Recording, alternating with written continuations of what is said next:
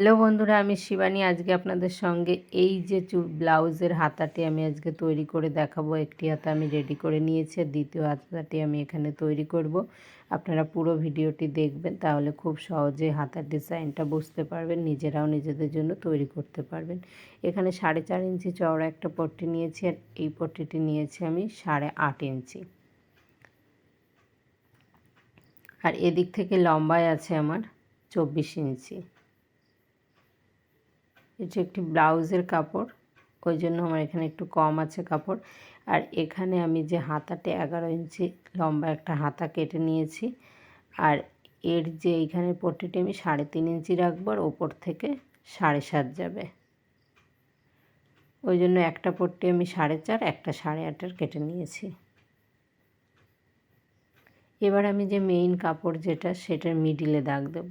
মিডিলে এভাবে একটি দাগ দিয়ে দিলাম। দাগ দিয়ে এই যে মিডিলে দাগ দিলাম, তার থেকে 1.5 ইঞ্চি পরপর আমি 3টে দাগ দেব।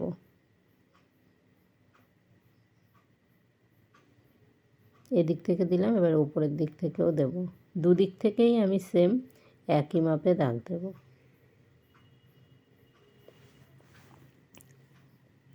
দাগ দেওয়ার পরে আমি এখানে আয়রন করব,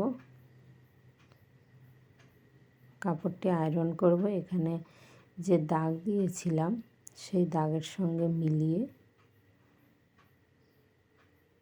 এখানে ধরে নেব। কাপড়টি খুব শক্ত, সেই কারণে আমাকে এখানে আয়রন করে নিতে হবে। নরম কোনো কাপড় বা বেনারসি কাপড় হলে এমনিতেই এখানে কুচি দেওয়া যায়, যেহেতু এখানে কাপড়টা খুব শক্ত, এমনি কুচি ভালো বসবে না, সেই কারণে আমি এখানে আয়রন করে নিচ্ছি। এর আগেও আমি এই ডিজাইনের একটি ভিডিও আমার চ্যানেলে দেওয়া আছে, সেটি বেনারসির কাপড় ছিল, ওই জন্য নর্মাল কুচিতেই ওটি হয়ে গেছে। যেহেতু এটা শক্ত কাপড়, ওই জন্য আমি এটা আয়রন করে কুচিটি আগের থেকে বসিয়ে নিচ্ছি। এতে করে সুন্দরও লাগবে বেশি, আর কাজটাও সহজ হবে।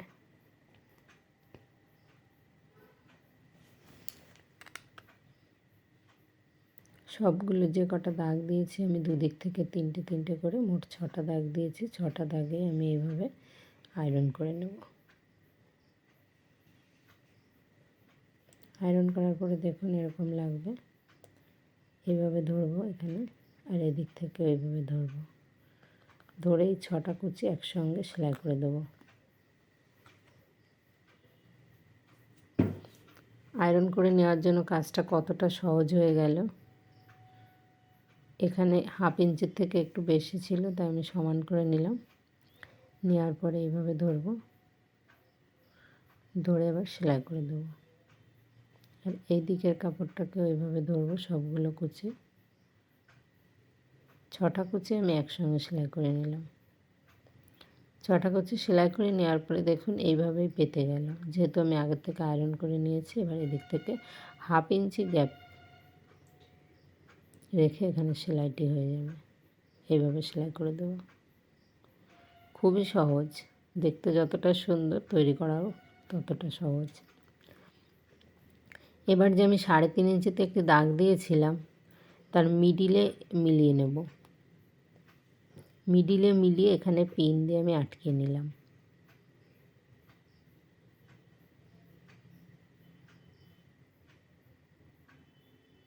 দুই দিকে ভালো করে দেখে নিয়ে মিডিল পয়েন্টের দুদিকে 2টো পিন লাগিয়ে নেব।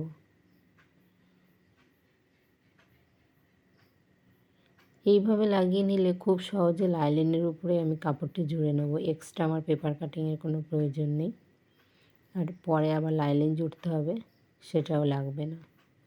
এইভাবে খুব সহজে একবারেই আপনার লাইলিনের উপরে জুড়ে নেওয়া হয়ে যাবে। এখান থেকে একটু দেখে নিতে হবে লাইলিনটা, দেখে নিয়ে ভালো করে ধরে এখানে একটু আস্তে কাজ করতে হবে, আস্তে করে এখানে সেলাইটা করতে হবে। পেতে নিয়ে দেখুন কতটা সহজে হয়ে গেল।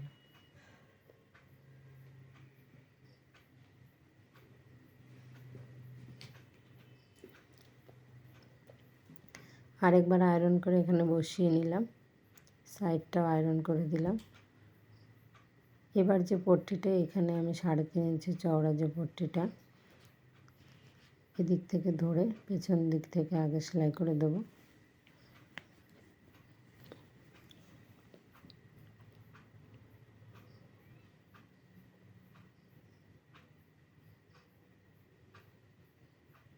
লাইলিনের উপর একটি চাপ সেলাই দিয়ে নিলাম, দিয়ে কাপড়টিকে উল্টে এখান থেকে ভাঁজ দিয়ে সেলাই করে দেবো।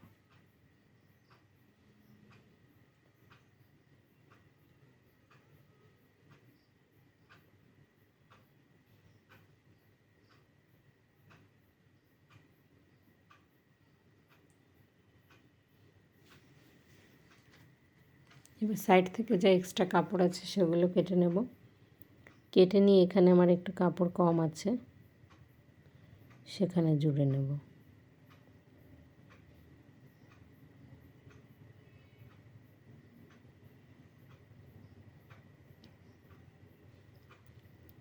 এক্সট্রা কাপড় কেটে বাদ দিয়ে দেবো জোড়ার পরে।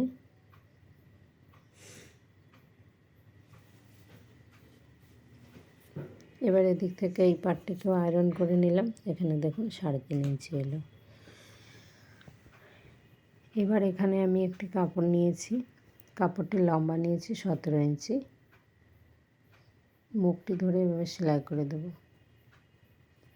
আমি এখানে 1 ইঞ্চির থেকে 1 সুত বেশি আমি এখানে কাপড়টির চওড়া নিয়েছি। মুখটিকে ভালো করে সেলাই করে দিলাম। সেলাই করে দিয়ে একটি হাত সুজের সাহায্যে, এর একটি মুখ পুরো লক আছে, ওখান থেকে সুতো বেরোবে না। আর যে মুখটি খোলা আছে আমি সেই মুখটিতে একটা হাত সুজের সাহায্যে এইভাবে সেলাই করব। এইভাবে পুরোটা সেলাই করে নেব।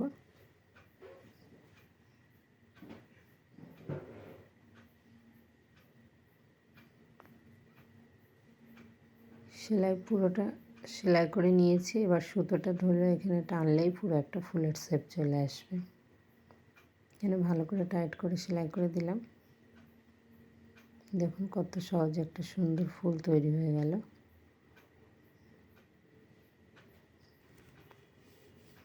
ফুলটি রেডি করার পরে আমি এখানে হাতায় যে কাপড়টি দিয়েছি ওই কাপড় দিয়ে একটি বোতাম তৈরি করব। তার জন্য একটি বোতাম নিয়ে এভাবে মুড়ে সেলাই করে এখানে একটি বোতামটা ভালো করে আটকিয়ে নেব।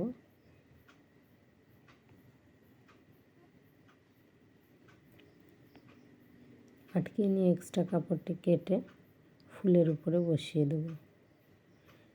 এখানে খুব ভালো করে সেলাই করতে হবে যাতে করে পরে খুলে না যায়। এবার এর উপরে সেলাই করে দেব।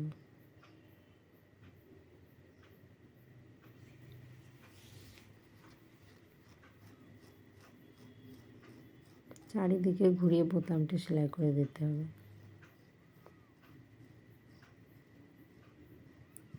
বোতামটি রেডি। এবার হাতার সঙ্গে লাগিয়ে নেব।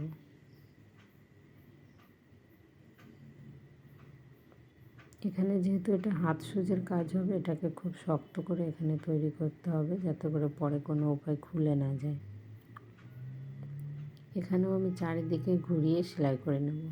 ডিজাইনের যে ব্লাউজটি, পুরো ব্লাউজ সামনে পেছনে গলা ও ব্লাউজটি আমার চ্যানেলে শর্টে দেওয়া আছে। আপনারা চাইলে পুরো ব্লাউজের লুকটি দেখে নিতে পারেন ওখান থেকে। দেখুন আমার হাতার ফুলটি লাগানো হয়ে গেছে। আশা করি আপনাদের ভিডিওটি ভালো লাগবে ও হাতার ডিজাইনটিও।